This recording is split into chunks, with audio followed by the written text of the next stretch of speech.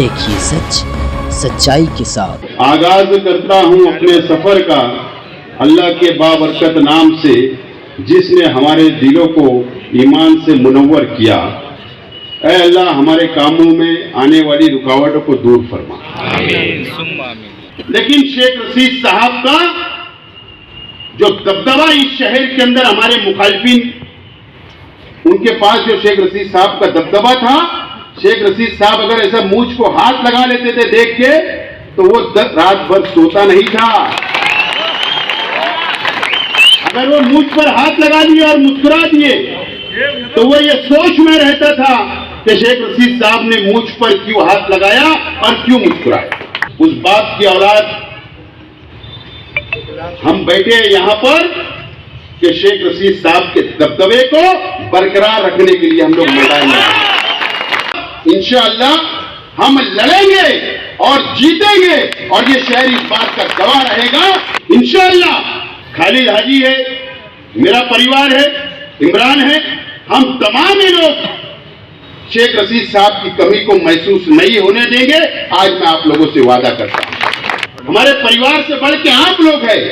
अगर आपका साथ रहा तो इंशाअल्लाह शेख रशीद साहब की कमी को हम लोग महसूस होने नहीं देंगे। लेकिन ये शहर को समझ गया कि कमिश्नर हो या कलेक्टर हो, हमसे दुश्मनी कितनी महंगी पड़ती है। हिंदुस्तान जब अंग्रेजों के हाथ में था, जो उनके खबरी रहते थे वो कौम से गद्दारी करते थे, देश से गद्दारी करते थे। और आज मैं खुले तौर पर यह बोलना चाहता हूं कि हमारे शहर के साथ, हमारी कौम के साथ, हमारे मुखालिफ में जो लीडरान है वो ये शहर से, इस कौम से गद्दारी कर रहे हैं और फिरका परस्त लीडरान का साथ दे रहे हैं और ये शहर को खोखला कर रहे हैं। ये साफ तौर पर मेरा इल्जाम है और न तो शेख आसिफ साबित करके बताएगा। 50 करोड़ के काम का टेंडर फ्लैश हुआ कल नगर उद्यान का, ये मीडिया के साथी बैठे हैं। 50 करोड़ रुपए का जो 70% हुकूमत देती, 30% कारपोरेशन का हिस्सा होता, यानी आपको और हमारा पैसा शहर का। मुझे बताओ कि सेंट्रल असेंबली हल्के के अंदर कितनी आबादी है? 50 करोड़ में कितना मिलना चाहिए था? 50 करोड़ में 25 करोड़ कम से कम मिलना चाहिए था। ये कौम के गद्दारों ने अपने जाति मुफाद के लिए सिर्फ 7 करोड़ में कंप्रोमाइज कर लिए, 7 करोड़ में। और हमारा हिस्सा कितना गया?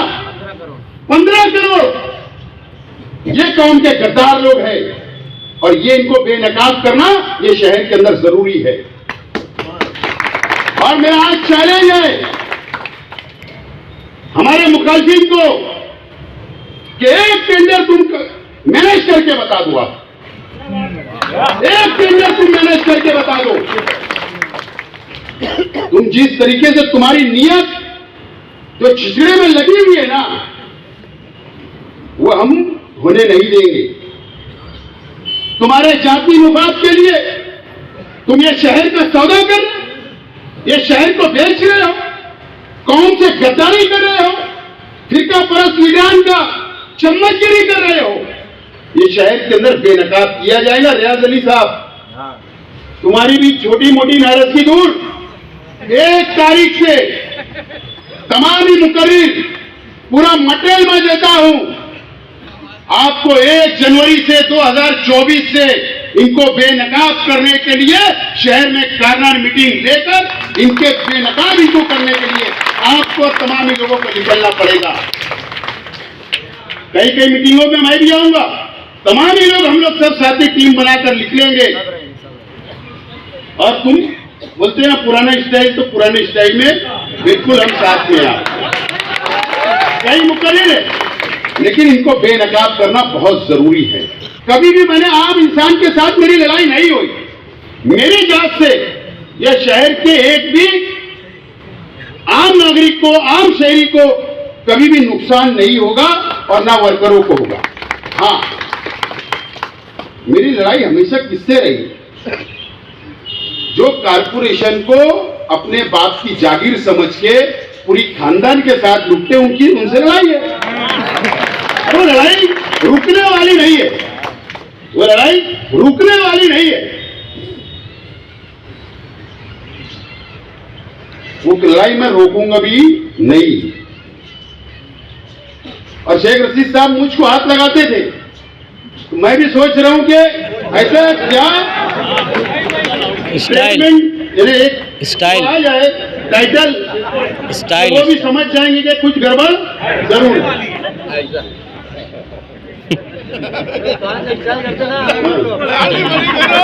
सोच रहा हूं मैं भी कुछ ना कोर्ट में अभी आएंगे, थोड़ा धीरे धीरे। अभी पहली मीटिंग में जरा ठीक नहीं रहेगा।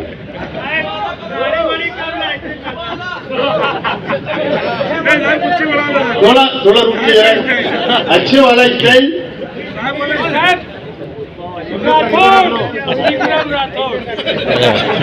बहरहाल जरूर ये सब तो करना पड़ेगा।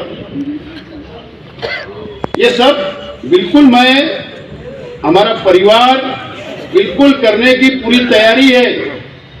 कई लोगों ने पीछे इलेक्शनों में ऐलान करते थे कि हमने कश्तियां जलाकर आए हैं।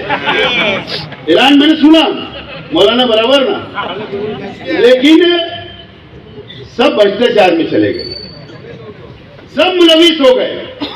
कौम के साथ सिर्फ उन्होंने धोखेबाजी की, मजहब के साथ धोखेबाजी की, मजहब का इस्तेमाल किया। लेकिन असल में कश्तियां तो अब हमारे परिवार ने जला दी है, और उसके लिए अब हम मैदान में आबाद हैं। बराबर है ना? हर तरीके की लड़ाई के लिए हम तैयार हैं। वो क्या बोलते हैं ना, शाम दाम दंड भेद, हर चीज में हम लोग अब तैयार हैं, हर चीज में तैयार हैं। आप लोग बिल्कुल फिक्र करो मत, बिल्कुल मायूस होने की जरूरत नहीं है। शेख रशीद साहब की यादें, शेख रशीद साहब को हम लोग याद करेंगे कि ऐसे मौके पर शेख रशीद साहब क्या फैसला किया करते थे, ऐसे मौके जब ऐसे हालात आते तो क्या फैसला किया करते थे, कैसे अपने साथियों को जोड़कर मशवरा किया करते थे। वो तमाम ही शेख रशीद साहब की यादों को हम लोग आगे बढ़ाकर मशवरा करेंगे। शेख रशीद साहब के हर गुण मुझ में या मेरे परिवार के शख्स में आ जाएंगे, ऐसा नहीं है, ऐसा नहीं है। शेख रशीद साहब को अल्लाह ताला ने बहुत सलाहियत से नवाजा, कुदरती बात शेख रशीद साहब के अंदर। लेकिन हम लोग जरूर कोशिश करेंगे कि शेख रशीद साहब की तरफ से हम लोग चले, ये वादा मैं करता हूं मेरे परिवार की तरफ से। अब जाहिर सी बात है, शेख रशीद साहब यहां बैठा करते थे। आप लोग बिल्कुल फिक्र करने की जरूरत आप लोगों को नहीं है। मैं कहां मिलूंगा, हमारा परिवार कहां मिलेगा, कहां पर काम होंगे, इस ऑफिस से शहर में शादी ब्याह मौत मैयत या कोई प्रोग्राम वगैरह रहेगा तो उतने ही वक्त के लिए हम लोग हटेंगे और सोने घर जाएंगे। बाकी का पूरा वक्त यहां पर बैठ के आप लोगों से मुलाकात की जाएंगी, आपके मसाइल सुने जाएंगे, मसाइल हल किए जाएंगे। ये मेरी पूरी तकरीर आप लोग समझ जाओ कि हमारी सियासत शेख रशीद साहब के बताए हुए रास्ते पर ही चलने वाली है, उससे हम लोग भटकने वाले नहीं है। ये सिर्फ मुझे मैसेज आज देना है, बाकी बात तो बहुत करना है। मैंने 22 दिसंबर को जो जलसे का ऐलान किया था, सिर्फ बोला था एक स्क्रीन लगाऊंगा और सेक्स रैकेट का बोला था। कई लोग की नींद उड़ गई मजाक में, कई लीडर लोग तो सोए नहीं, परेशान है आज भी। मैंने मारा था, मेरे में तीर जाके सही लग गया। बहरहाल सब मटेरियल ये 2 मोबाइल के अंदर है। अगर ये किसी ने मोबाइल में से छीन के चोरी भी कर लिया तो दूसरी तरफ रखा हुआ है। अपनी अपनी इज्जत सब बचा के रखो, वो नौबत मत आन दो कि स्क्रीन लगाई जाए। यकीन जानवाए दोस्तों, मैं झूठ नहीं बोलता हूं, सबूत के साथ बोलता हूं। और हो सकता है हमारे सामने